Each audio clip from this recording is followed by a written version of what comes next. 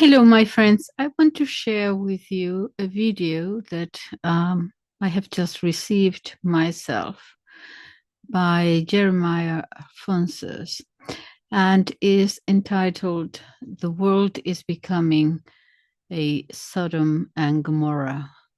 And I want to share it with you. Give me just a second here.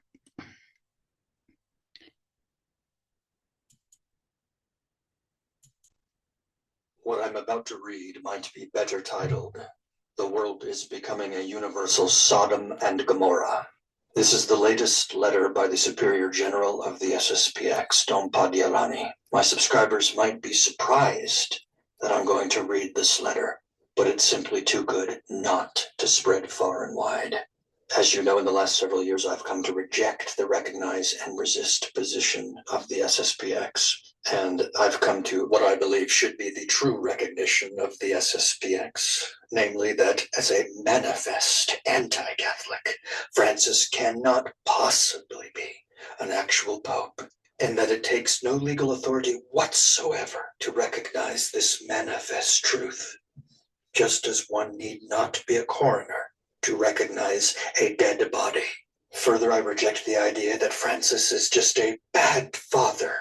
I reject this because a bad father must first be an actual father. In any event, this letter is so good, it contains so much truth, that I simply must share it with you and set aside the disagreement over the R&R position. Those few of you who complain that this channel is too literate are invited to move on. Why continue to torture yourselves by following a channel that you're not suited for? Notice I said you're not suited for this channel, not that it's not suited for you.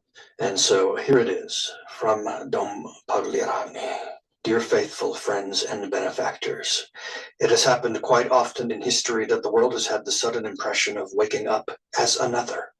In Christian antiquity, for example, at one point the world was stunned to wake up Arian, to use the famous expression of St. Jerome. Similarly, in the 16th century, a third of Europe woke up Protestant. In reality, these phenomena did not occur overnight, but were progressively prepared. Nonetheless, they appeared as a surprise because the contemporaries did not grasp the gravity of the various events that prepared these catastrophes. They did not realize their consequences. In this sense, whole peoples woke up Arians or Protestants, and when they realized it, it was too late. Unfortunately, we are now in a similar situation. Around us, we see things, comments, initiatives that shock us, but we risk not grasping their full scope. Often, these elements are perceived as things that affect others, but that will never affect us. We know them, we hate them, but somehow we ignore them in everyday life. This means that our eyes are not always fully open to grasp the influence and danger of these realities on ourselves, and especially on our children. It must be said clearly, the world is becoming a universal Sodom and Gomorrah. We will not be able to escape it by moving elsewhere, because this transformation is universal. We must remain calm, but prepare ourselves now with all the means at our disposal, so as not to be surprised when we wake up. Universal Sodom and Gomorrah. It is always difficult to appear as a prophet of doom, but sometimes it is not possible to avoid it. A diabolical culture is taking root more and more in the world every day. After rejecting God through apostasy and atheism, contemporary mankind inevitably wants to replace him. And the results are satanic. It is man who claims to determine what is good and what is evil. He asserts his right to choose to live or die, to be this or to be that, to give life or to suppress it. In short, to decide all that God was supposed to decide, and this on a universal scale. But the worst of all is the manifest will to introduce the innocent to these abominable principles. Special attention is paid to children and the youth, with the aim of introducing them from an early age into this new vision of reality, corrupting them and teaching them what only adults are supposed to know, and also what even adults should not know in a society that is still human and healthy. Morally speaking, there is a real will to destroy innocence where it is naturally supposed to be. We are at this stage. The problem is not only the sin that invades the world and contaminates everything in its path, but the fact that all this is approved and imposed. This is the sign that God, abandoned by man, has in turn abandoned man to his fate. The consequences of God's rejection. In the new Sodom, faith and love have definitively given way to lies and selfishness. St. Paul already described in detail the ultimate result of apostasy in unequivocal terms. And now quoting from Romans 1, when they knew God, they have not glorified him as God or given thanks, but became vain in their thoughts, and their foolish heart was darkened. Wherefore God gave them up to the desires of their heart, unto uncleanness, to dishonor their own bodies among themselves, who changed the truth of God into a lie, and worshipped and served the creature, rather than the Creator.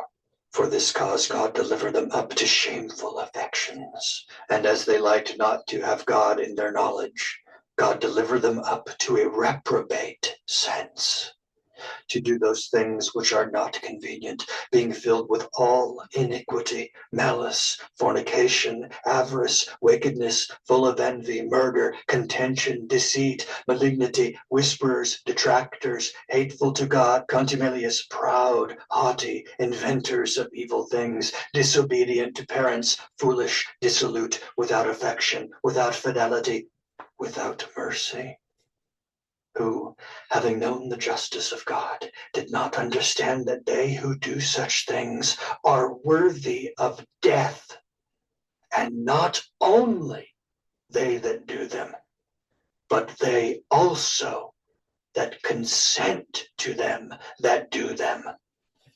Romans 1:21 through 32. The weakness of men of the church. Jeremiah Alphonsus here. This is, of course, where rejecting the recognize and resist position, I have to say that when he's talking about the men of the church here, I'm translating into the men of the Novus Ordo anti-church. So in my mind, and possibly in yours as well, if you're with me, you reject the idea that these men are any part of the actual Catholic Church, at any rate. Going ahead. Faced with this state of affairs, the church that arose from the council finds itself at an impasse. This was inevitable from the day when dialogue replaced the preaching of truth. The will to conform to the world, to accept it as it is, without condemning its aberrations, without confronting it anymore. This will is bearing its ultimate fruits. There are already considerable portions of the church that openly advocate the acceptance of the abominations mentioned above. Other parts of the church seem to no longer know how to oppose them. In short, everything is ready for a new Sodom and Gomorrah. The need for appropriate remedies.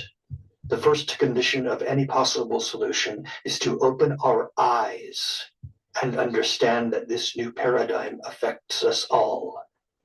Being in the dominant culture, it is therefore everywhere, in language, in fashions, in art, in shows, in the street.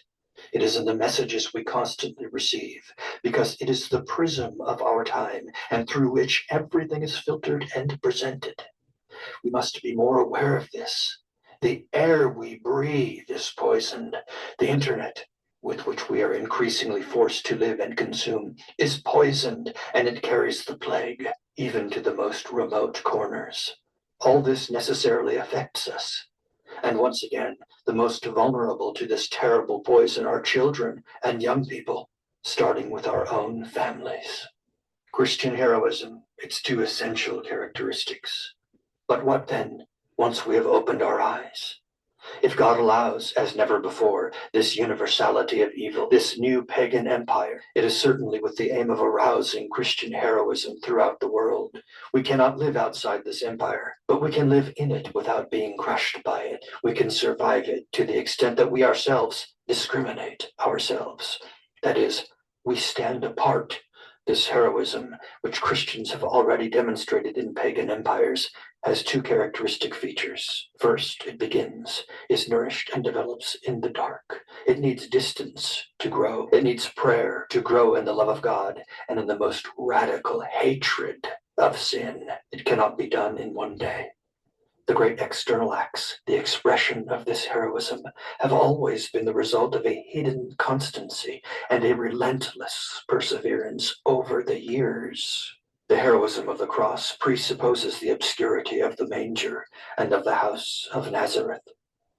The final perseverance will be given only to those who, in everyday life, in the most common actions, have been able to protect themselves from evil and to abstain from sin with a heroism that only God, who tries the reins and the hearts, will know and reward.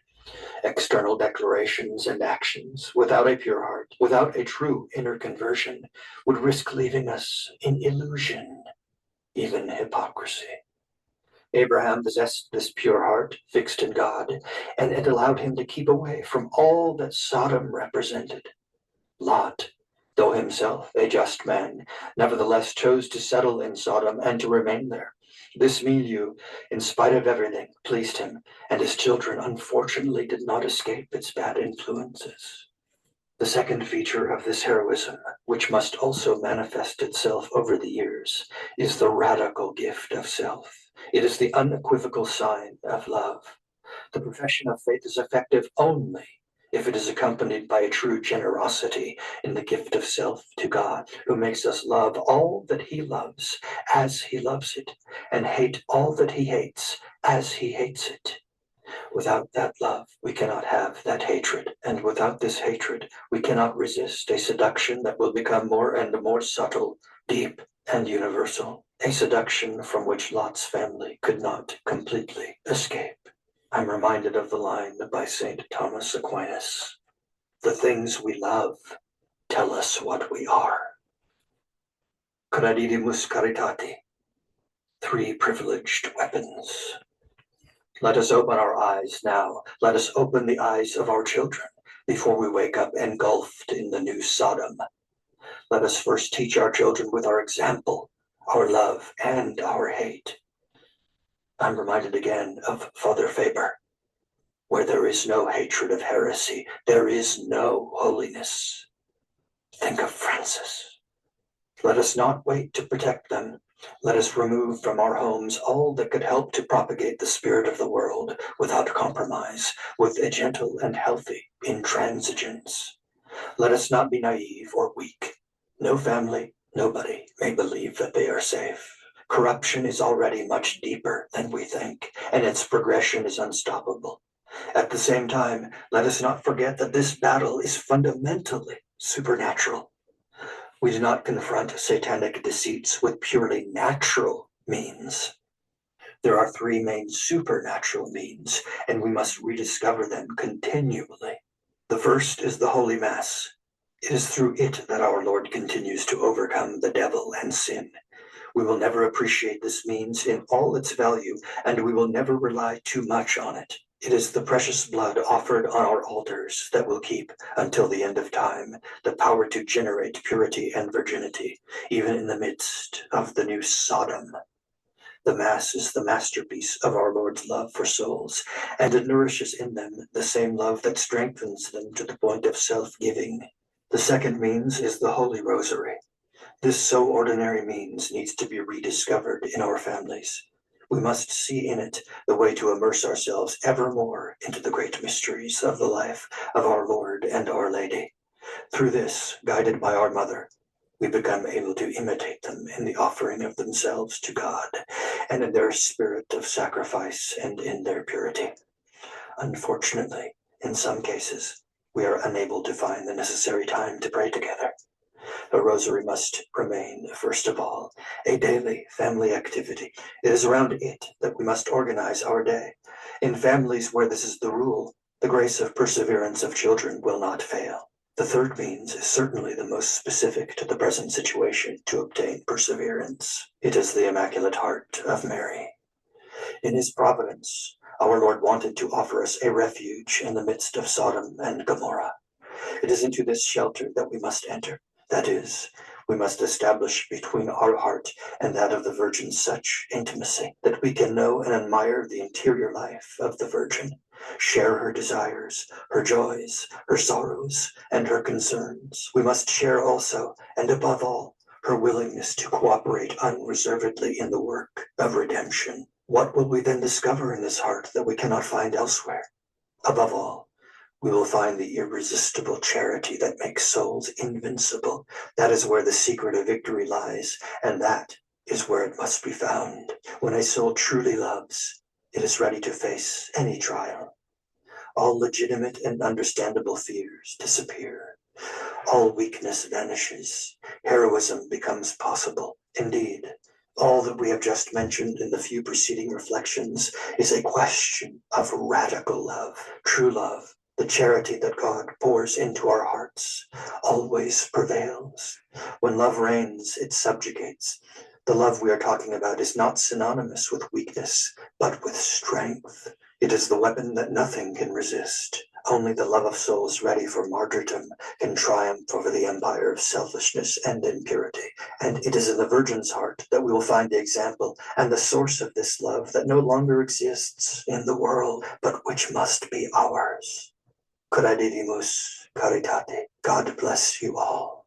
Signed by Don Paliorane.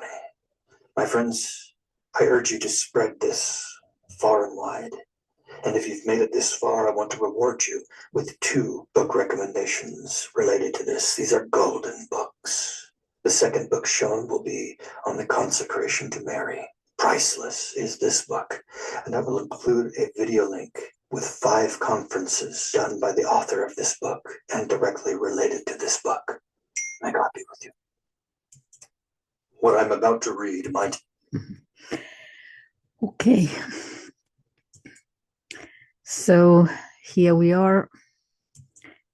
I thought I would share this with you, and I thank you very much for your attention. Thank you. Bye-bye.